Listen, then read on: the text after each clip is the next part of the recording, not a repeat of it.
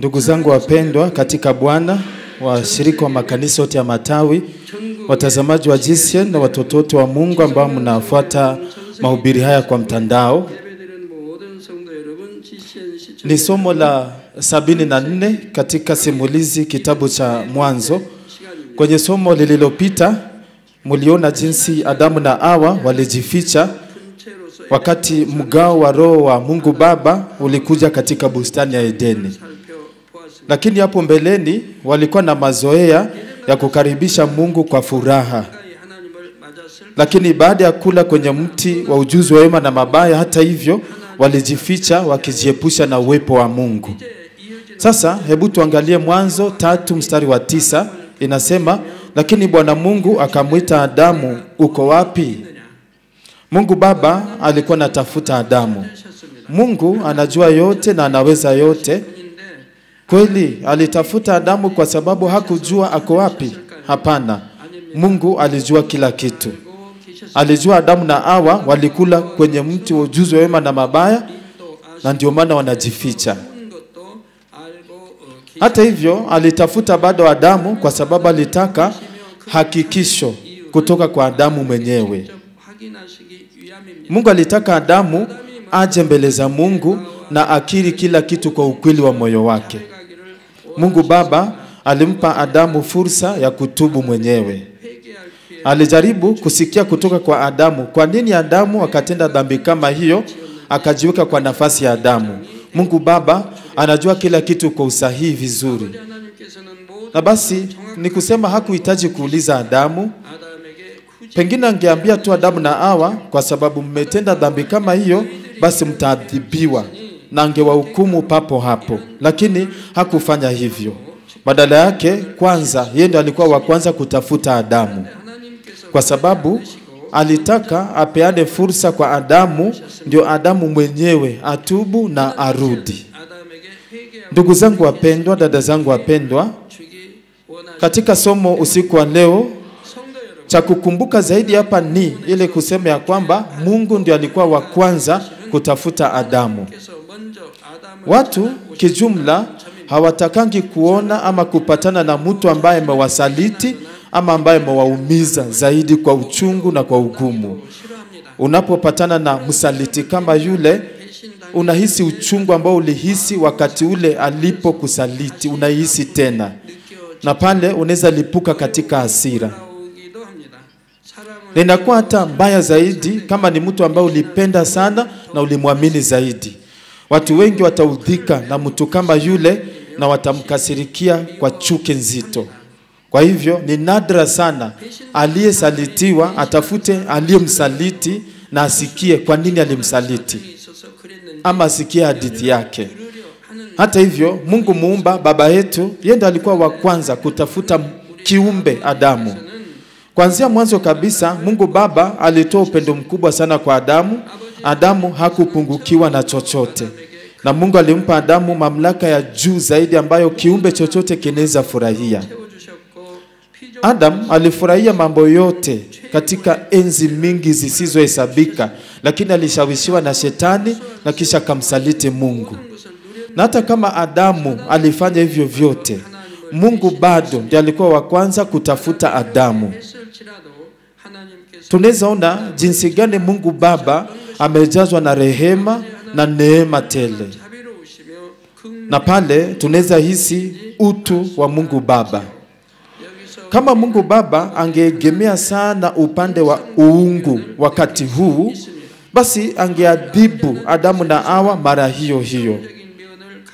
Ingewezekana kwa sababu Mungu hutawala kila kitu katika haki, na kwa sababu yeye ndio mwamuzi wa kipekee. Hata hivyo wakati huu Mungu alikuwa anatafuta Adamu, ndio kwamba amhurumie, ampe rehema kama baba wa rehema. Ndugu zangu, dada zangu wapendwa, sana sana wafanyikazi kanisani na wachungaji, unachukuliaje watu ambao wanakupa wakati mgumu sana na wanakupinga? Je, unajaribu kutaka kujua mbaya na zuri ni gani katika hali kama ile? Ama umehukumu na kushutumu kwa mizani yako ukisema mtu kama huyu ambaye anajua maneno mengi ya Mungu anawezaje kusema hivi ama kutenda hivi? Ama kama ni mtu hata haeleweki, je, unajaribu kumwelewa kwa mtazamo wake? Natumai mnaweza experience huzuni ile ambayo Mungu Baba alihisi wakati alitafuta Adamu baada ya kutenda dhambi. Kama kuna moyo kama ule, utaweza beba nafsi yeyote kwa upendo, haijalishi alitenda dhambi aina gani. Bwana wetu Yesu pia alikuwa na moyo ule ule kama wa Mungu Baba. Hakuvunja nafsi ambazo zilikaa kama mwanzo uliopondeka, na hakuzima utambi unaotoka moshi. Alikabidhi kila kitu mkononi mwa Mungu Baba, Mungu awezaye kuhukumu pekee katika haki na katika upendo. Na mimi pia nimejaribu mara mingi kubeba nafsi kwa moyo huu wa Mungu Baba na moyo wa Bwana. Tangu kanisa hili lianzishwe, nimepatana na watu aina mingi kabisa. Watu ambao walisaliti na kukataa upendo na imani ambao nilikuwa nayo kwao. Watu ambao walitubu tena na tena na kutenda dhambi tena na tena. Watu ambao waliletea kanisa mashida makubwa sana kwa kutenda maovu kutokana na tamaa zao za kibinafsi. Na tena nimeona watu wengi wakifanyia magumu mandugu katika imani. Na hata kama makosa ya mtu ilikuwa inaonekana wazi wazi, mimi si kumhukumu ama kumshutumu kiholela. Nilihakikisha nimpe fursa ajitetee, nikijiweka kwa nafasi yake. Badala ya kumlaumu, nilijaribu kumwelewa, kukumuliza, kwa nini ukafanya hivyo? Pengine uko na sababu. Nilijaribu kuwasamehe hata kama walifanya nini. Nikajaribu kupata njia ya kuwaokoa. Sikuwalazimisha watubu ili ya kuwatisha, lakini niliwaongoza watambue makosa yao vizuri na watubu kwa undani wa moyo wao. Na zaidi ya hiyo nikawaombea kwa bidii sana. Nilimsihi sana Mungu Baba awahurumie na awape roho ya kweli ya toba. Na hadi ilipofika wamesamehewa, mimi mwenyewe nilibeba mzigo wa dhambi zao kwa niaba yao, nikateseka, nikajaribu vyovyote vile niwape nguvu. Nilijaribu niwaangalie macho kwa macho, niwasalimie kwa mkono, ndio niwahimize. Pale ndipo nikaona nafsi wengi wakihisi upendo wa Mungu Baba ndani ya mioyo yao, wakatubu na wakageuka. Sijaichukia hata wale wananidhuru ama walioniacha. Badala yake nilihuzunika sana juu walichukua barabara ya mauti, na nikawangoja hadi muda walipotubu. Na tena nilihakikisha kwamba warudi. Na hata mbele zenyu sijawahi taja majina yao, sijawahi shiriki nanyi walinisaliti namna gani, sijawahi shiriki walitenda dhambi namna gani, uhalifu wao ni gani, sijawahi waambia. Na ni watu ambao kuna uwezekano wangedanganya washirika, lakini sikudhubutu kuwafungia njia ya kutubu na kurudi. Na pia niliwazia kuhusu familia zao watafikiria namna gani. Na basi hivi ndivyo Mungu Baba anataka watu wote waokolewe. Anatumai ya kwamba hata wenye dhambi watageuka, waachane na barabara ya mauti na warudi katika wokovu na uzima wa milele.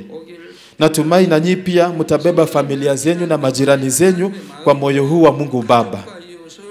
Na zaidi ya hiyo, mtu akiwa familia yako, ni nini utakosa kuelewa ndani ya familia? Utamwelewa vibaya aje? Nini ambacho hakieleweki kati ya wapenzi, kati ya mzazi na watoto, kati ya mandugu? Ndugu zangu wapendwa, Mungu Baba hakukuja kwenye bustani ya Eden ndio akemee Adam kwa ukali. Alikuja kuonyesha rehema zake kama Baba anayependa na anayetunza. Na pasipo kutambua ya kwamba Mungu Baba alikuwa na moyo kama huo, Adam akaendelea kutumikisha fikra zake za kimwili zaidi.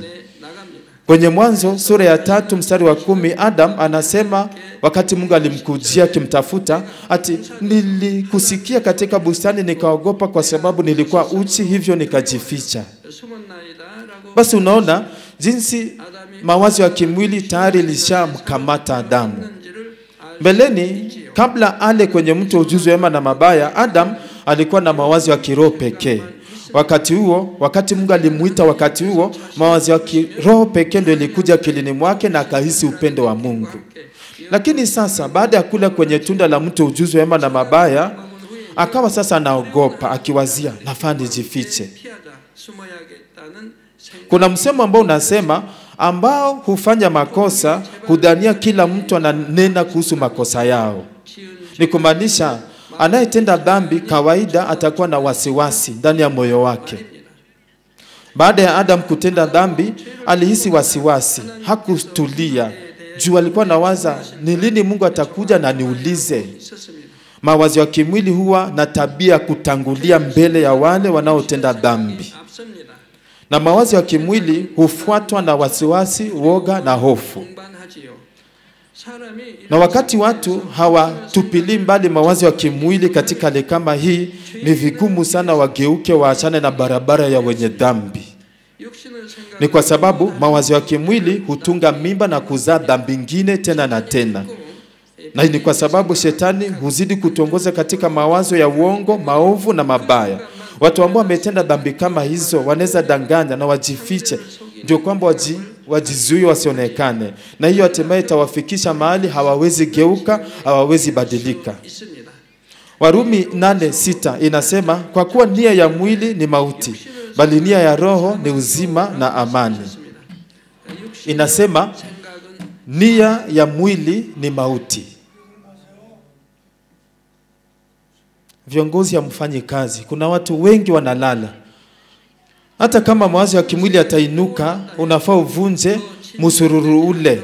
Ndio kwamba mawazo ya kimwili si zae ya kimwili. Utafurahi kiasi gani kama utaishi maisha ya imani bila mawazo ya kimwili? Utapokea sauti safi na mwongozo wa Roho Mtakatifu. Na wakati unavunja nira hizi za mawazo ya kimwili, ndipo utaongozwa na Roho Mtakatifu. Hauwezi sikia sauti ya Roho Mtakatifu juu unawaza kulingana na mwili. Hauwezi sikia sauti ya Roho Mtakatifu juu mawazo yake ya kimwili yanazuia sauti ya Roho Mtakatifu. Ndio maana unaanza kupiga hesabu, kufikiria mambo kwanza. Basi hiyo unafaa uvunje mzunguko kama ule. Na inabidi ubadilike, uwe na nia, akili ya roho. Inasema akili ya roho ni uzima na amani. Akili ya roho ni uzima na amani yenyewe. Ni amani isiyo na wasiwasi ama kubabaika. Sasa swali ni, utavunja aje msururu huu wa mawazo ya kimwili na ubadilishe na mawazo ya kiroho? Utafanya aje ndio ubadilishe vile? Kwa sababu ya kiroho ni amani na uzima peke yake. Hakuna wasiwasi, hakuna chochote utakumbuka. Sasa hiyo msururu wa mawazo ya kimwili utavunja aje ndio ubadilishe na ya kiroho? Sitakuwa ni vyema kama utaibadilisha wewe ya kiroho kila wakati. Lakini wakati unazidi kusahau ya kimwili, ndivyo zinazidi kukuja akilini mwako. Kwa nini ifanyike hivyo kila wakati kwako? Je, unasumbuka ukipigana na mawazo ya kimwili ambayo yanazidi kukuja kwako akilini? Basi hapa kuna suluhu. Inabidi tu ubadilishe hisia. Wakati mawazo yale yanakuja kwako mara ya kwanza, badilisha hisia. Mawazo ya kimwili huingia pamoja na hisia, na kisha inainuka kutokana na kazi ya nafsi. Kwa maneno mengine, maarifa yako ya mambo yasiyo ya kweli yanaingia ndani yako pamoja na hisia, na kisha inatokezea kupitia kazi ya nafsi.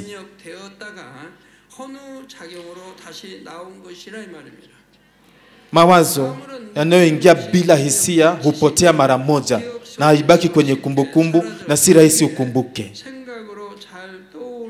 Hebu turudi kwa mada ya leo. Wakati Adam alitambua yeye mwenyewe ametenda dhambi, alihisi naogopa Mungu sasa. Na tena akakumbuka maneno aliyoambiwa ati akikula kwenye mti ule hakika atakufa. Alikumbuka.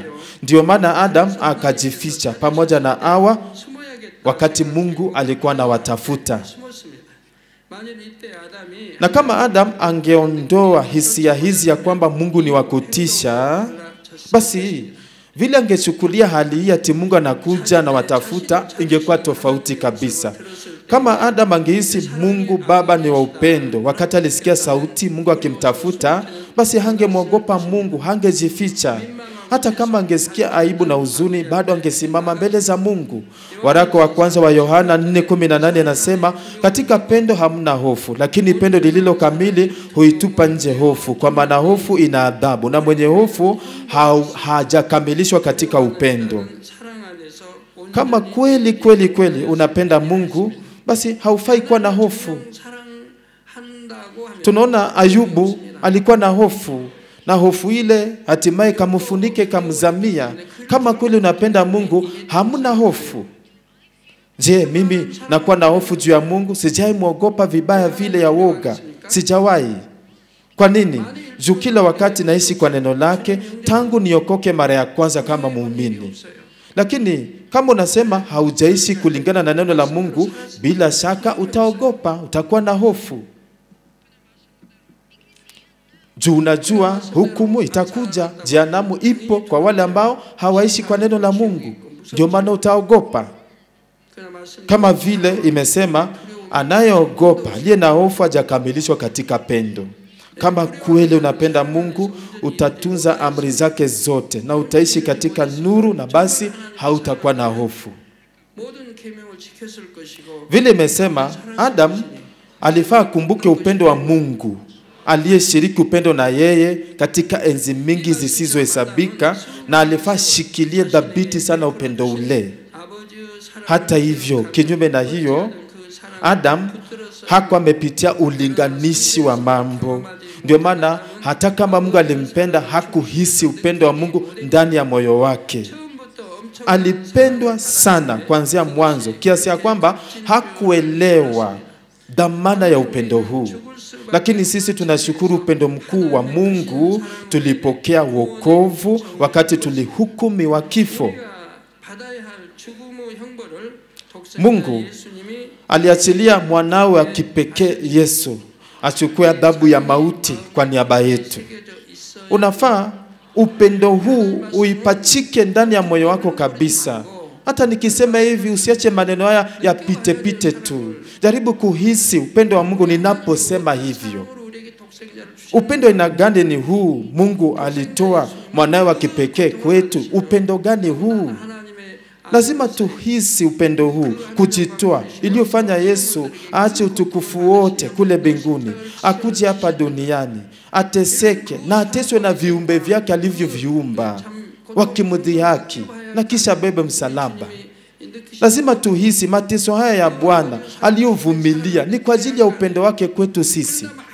Kama kweli unahisi hii, hata uwe msumbufu kiasi gani, hautawahi saliti Bwana ama Mungu. Hautaitenda kitu kama hicho cha kusema nasulubisha Bwana tena mara ya pili. Hata wanyama wanajua kulipa ukarimu kwa wema waliotendewa. Wanyama wanajua kulipa ukarimu, lakini si tuko binadamu. Wakati mwingine kunakuwa na hadithi za kuyeyusha moyo sana kuhusu wanyama katika hifadhi za wanyama.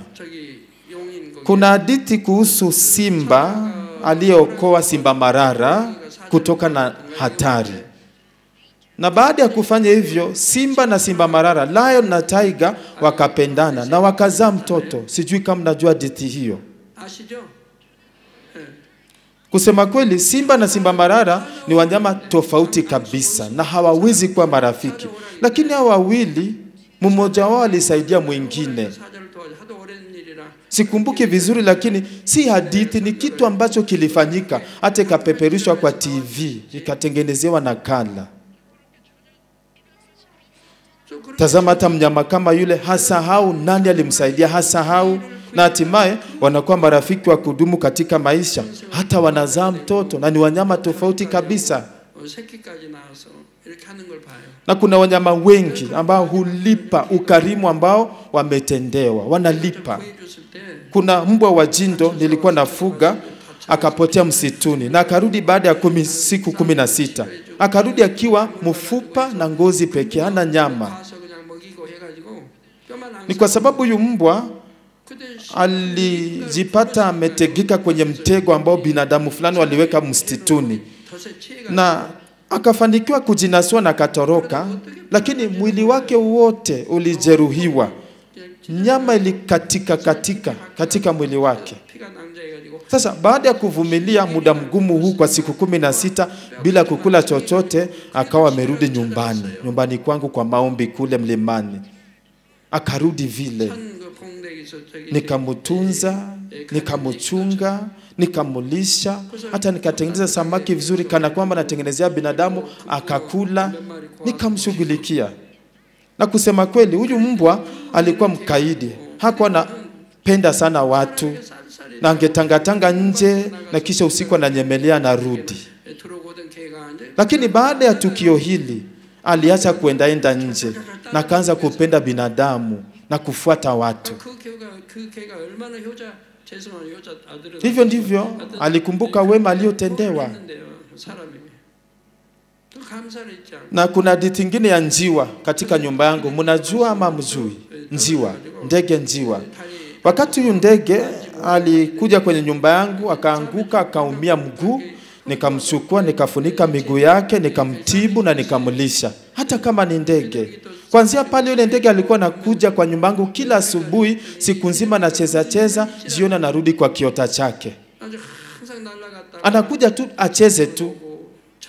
Na kila wakati alikuwa mbele ya nyumba yangu anakuja. Hadi ile siku alikufa, alikuwa anakuja tu kucheza tu. Na alikuwa anakuja asubuhi, anacheza, jioni anarudi kwake. Na akikuja anakuja na marafiki zake, wanacheza pamoja. Lakini ya huzuni, kuna mbwa mmoja wa Ujerumani, Shepherd, Good Shepherd, German Shepherd, alikuja akamuuma na akakufa hivyo. Basi angalia ndege, mbwa, simba marara wanajua jinsi gani ya kulipa ukarimu waliotendewa.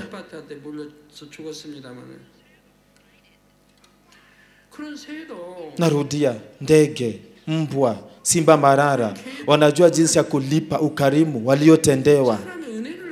Sasa binadamu aje hawajui neema? Aje neema ya Bwana, neema ya Mungu, upendo na neema ya Mungu aliyetoa mwanawe wa kipekee kama dhabihu ya upatanisho. Huyu Bwana wetu aliacha utukufu wote wa mbinguni akakuja huku duniani kwa ajili yetu sisi. Akatembea barabara ya mateso, akasulubishwa, akavalishwa taji ya miba kichwani, miguu, mikono ikapigwa misumari, katoka damu. Zaidi ya hiyo mkuki ukadungwa ubavuni mwake. Maji yote, damu yote ikamwagika, na kapigwa mijeledi, mwili ukararuka. Aje mnasahau neema kama hii? Alipitia kujitoa hivi vyote kwa ajili ya dhambi zetu. Aje utasaliti Bwana aliyekutendea hivi? Utendaje dhambi ya mauti? Unajifanya kipofu, hauoni vile Bwana alikutendea? Kama kweli unajua neema hii ya Bwana, basi hakika mtatupilia mbali asili za dhambi na mtatimiza utakaso. Lazima tuwe watoto wa Mungu Baba ambao wanatupilia mbali asili za dhambi na tutakasike. Angalia wanyama, njiwa, ndege, mbwa, simba marara, wanajua hii neema. Aje nyinyi binadamu musahau hiyo neema?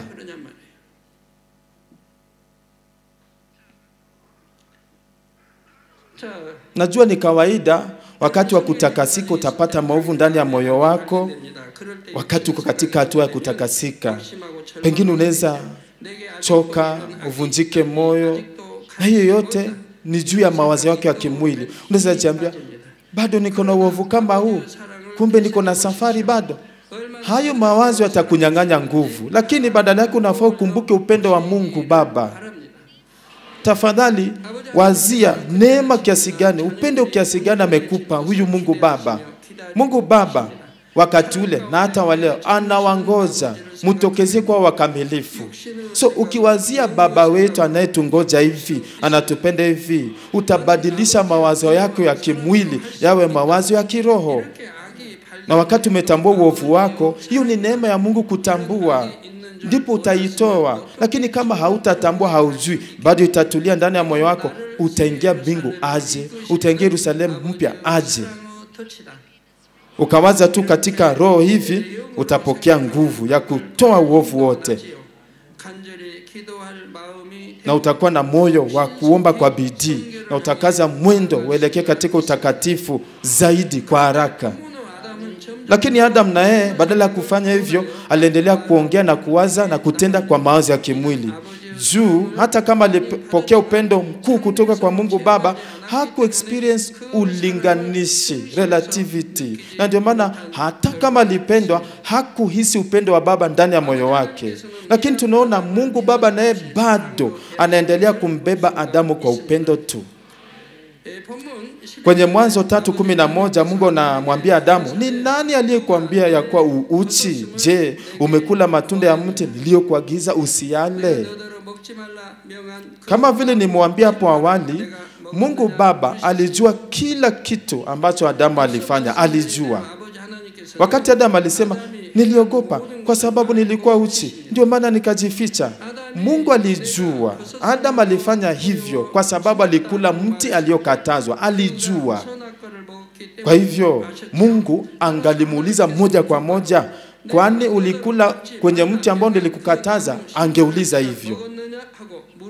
Hata kama Mungu Baba alijua Adam alitenda dhambi, lakini bado alitaka aamini huyu Adamu. Hakumuuliza moja kwa moja, kwani ulikula kwenye mti ambao nilikukataza? Hiyo haikuwa swali ya kwanza. Badala yake alimuuliza kwanza, nani alikwambia uko uchi? Ndio ilikuwa swali ya kwanza. Sasa Mungu aliuliza juu hakujua Adam ako uchi, ndio maana akauliza. Ambacho Mungu alimaanisha hapa ni, nani alikwambia uchi ni ya kuaibisha? Ndio alikuwa anauliza.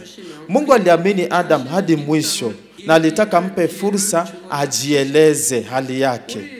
Sasa na we unaadhibu aje watoto wako nyumbani wakiwa na tabia za kushuku? Je, unawahukumu na kuwashutumu mara moja hiyo hiyo? Watu wengi wanakuwa haraka kuhukumu na kushutumu watoto. Mume anashutumu mke, mke anashutumu mume mara hiyo hiyo. Umeficha babako kitu, kuna kitu umeficha, ama wanasema vile. Umefanya tena hata kama ulikatazwa na mama, najua umefanya, si ndio? Wanasema vile. Sasa mzazi akilaumu mtoto hivi, mtoto atafunga moyo kabisa, hata waifungua. Atafunga kabisa. Na tena inaweza kuwa ni makosa kuuliza swali hivyo, kuhukumu na kushutumu kwa namna kama hiyo. Mzazi akikisia kitu inaweza kuwa ni sawa, lakini kama si sawa, mtoto atapoteza imani yake ndani ya mzazi na atafunga moyo kabisa, hata waifungua. Watapoteza hata hamu ya kubadilisha tabia juu wanahisi mzazi hawaamini. Kulingana na wataalamu wa mambo ya watoto, wanasema wakati mzazi analazimisha, anaenda kwa mtoto kwa nguvu, mtoto ataogopa zaidi ya vile anafanya makosa. Na tena haijalishi atafanya nini siku zijazo, hatakuwa na ujasiri, atavunjika moyo kila wakati. Na hali mbaya zaidi, atakuwa na msongo wa mawazo ya utotoni. Sasa wewe pale unafaa ufanye nini? Mtoto kama yule, mtu kama yule, unafaa ufanye nini?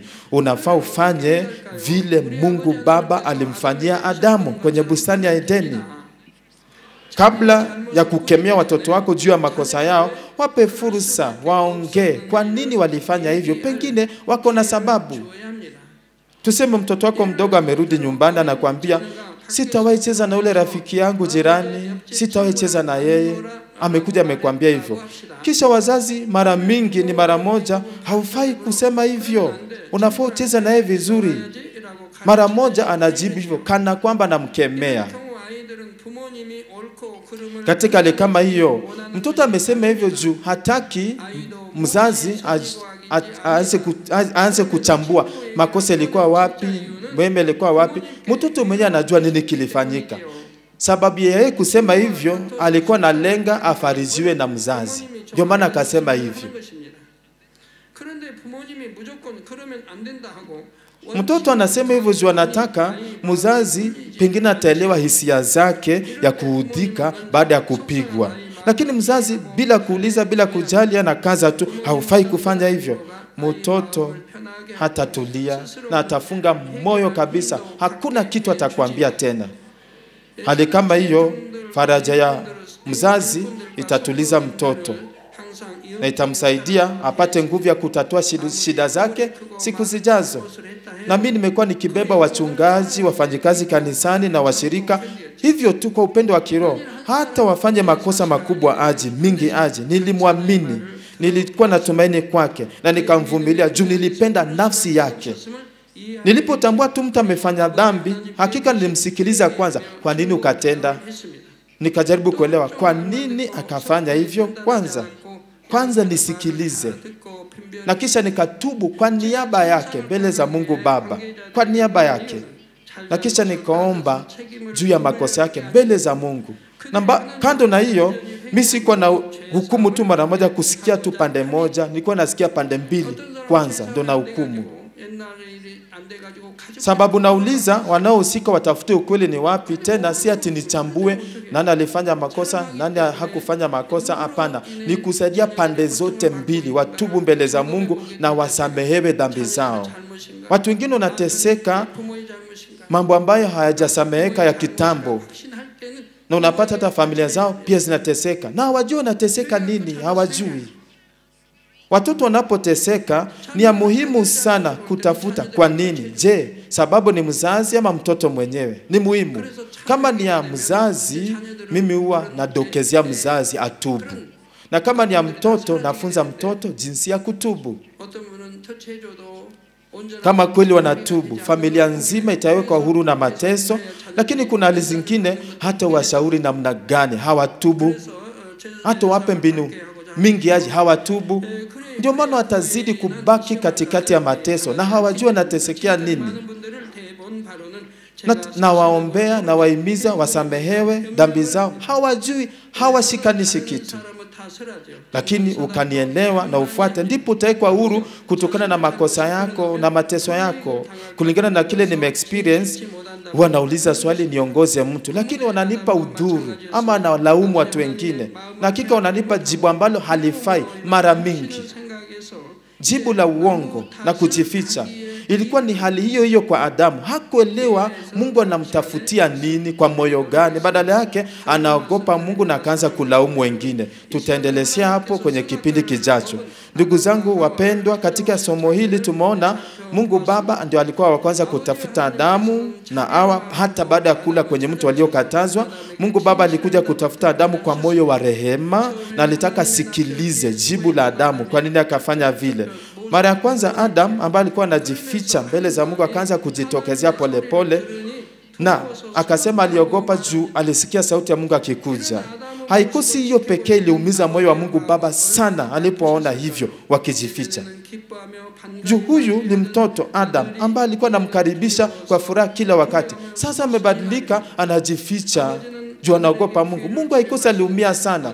Na Mungu anataka mpe fursa, ndio maana amekuja pale. Naye hashikanishi moyo wa Mungu. Watu wengi ambao utenda dhambi wanakuanga na tabia kama hizi za Adamu na Hawa mara mingi. Lakini waumini wote mnafahamu, kumbuke moyo wa Mungu Baba aliyekuja kutafuta Adamu aliyetenda dhambi ni moyo gani? Yeremia 29:11, kwa maana ninajua mipango niliyo nayo kwa ajili yenu, asema Bwana, ni mipango ya kuwafanikisha wala si kuwadhuru, ni mipango ya kuwapa tumaini katika siku zijazo. Bila shaka Mungu anajua kila kitu. Lakini si kwamba Mungu anakusudia alete majanga, hapana. Badala yake anataka kupe tumaini ya siku zijazo. Ezekiel 18:23 inasema, je, mimi ninafurahia kifo cha mtu muovu? Asema Bwana Mwenyezi. Je, si mimi nafurahi wanapogeuka kutoka njia zao mbaya na kuishi? Ndivyo Mungu anauliza.